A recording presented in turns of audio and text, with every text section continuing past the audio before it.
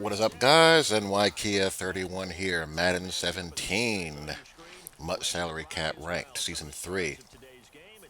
I've gotten off to a bit of a slow start, or I got off to a slow start in season 3 of MUT salary cap, but I've kind of hit my stride now. I'm feeling pretty comfy with my team builds at the moment, and we're kicking off against this opponent here. And today marks the beginning of the group phase of the Madden Bowl. The big dogs will be going at it. Really strong field, really strong field. And you saw my top three and my opponents. And what I want to talk about here is what you'll be seeing in the Madden Bowl. What you'll be seeing is a lot of loaded teams at the skill position players, quarterback, wide receivers. Some might use the bronze baller at running back at Darius Jackson. But for the most part, you're going to see heavy artillery across the board at the skill position players and quarterback and whatnot. And also on defense, you're going to see, for the most part, loaded up defensive secondaries. And why can you do this? Why can you load up like this in a salary cap mode? Because of the phenomenon of the tanked offensive line.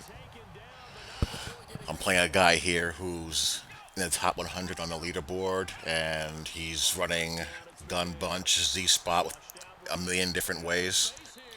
And he's got Donovan McNabb, he's got Ultimate Freeze, Randy Moss, he's got Team of the Year, Odell Beckham.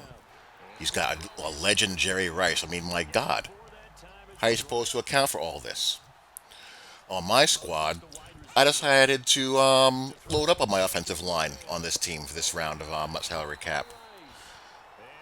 I still have my secondary. What I did was I beefed up the offensive line, but what I did was I went with cap-friendly wide receivers. I have the Badge Monster milestone edition of Larry Fitzgerald, who's really good. One of the better receivers in the game, but he goes unnoticed because his speed is only 85. But his route running, his catch in traffic, his spec catch, his traits are all excellent. He's a really good player. And his run blocking is really good as well, which I really like. And I have the gold Kelvin Benjamin. If you don't have, especially if you're in a position where you don't have a lot of coin to throw around, if you don't have gold Kelvin Benjamin for 27 cap, he gives you 91 catch in traffic and 91 spec catch. Go out and get him. You can get him for under 3K. Only problem is, quote unquote, is that he's slow. But if you want, bargain basement, budget, spec catch and traffic guy, how can you do any better than that? And then I also have in the slot the base legend Antonio Brown. I have the team hero Jacob Tammy, and I have Ricky Williams. And on my offensive line, I have guys like the elite Andre Whitworth. I have the team hero Trey Turner. I have Zach Streif, the silver version, most feared. I have Leo Collins, one of the better silver tier offensive linemen as well, and Brian De La Puente as my center, the best silver tiered center in the mode.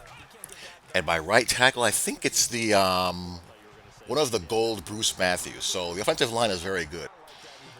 Now my question for y'all is, what side of the fence are you on? How much does offensive line mean to you personally? Are you on team tanked O line? Are you on team load up your O line? Or you're somewhere in between? I've kind of settled to some place in the middle. The lowest I tend to go is silvers across the board, but I tend to go a happy medium where I'd like to have a couple of really good studs, more so in the interior. For me, where I see the impact of the better offensive lineman is in the run game between the tackles on shotgun inside zone as well as the base and under center inside zones, ISOs, and powers. That's where I see a difference in the tiers of offensive linemen as opposed to in the passing game.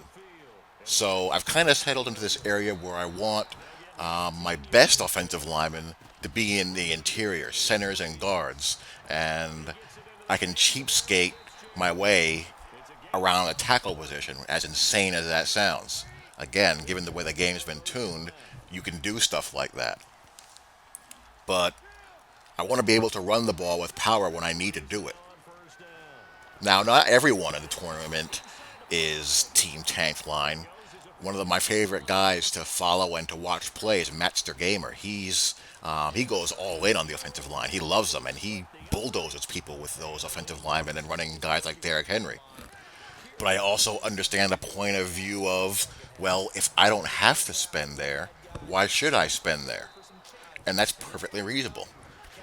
That mentality was the same mentality that you found in All Pro Football 2K8, where no one used the legend lineman in the game. Because if you can block Reggie White with a generic non-star offensive tackle with a pass block rating of 60, why should you use one of your 11 slots on one of the star linemen? Why not use that on a skill position player or on on a defensive back or on your own pass rusher? As we high point to Larry Fitz and we take a 17-0 lead. So, it is what it is, I guess. As James Harrison gets a sack here and a fumble, which of course I do not recover. I recover maybe 1 out of 20 of those. Personally, I don't like it. I don't like the tube your offensive line phenomenon. I think it hurts the game. I think it causes a lot of imbalance in the game. And rumor has it that that's going to be addressed after the tournament. We'll see as this dope tries to swerve triple coverage. I mean, my God. Just shoot yourself. But anyhow, that's my take on it. Love to hear your guys' view on it. Hope you guys enjoyed. Talk to you all later. Peace.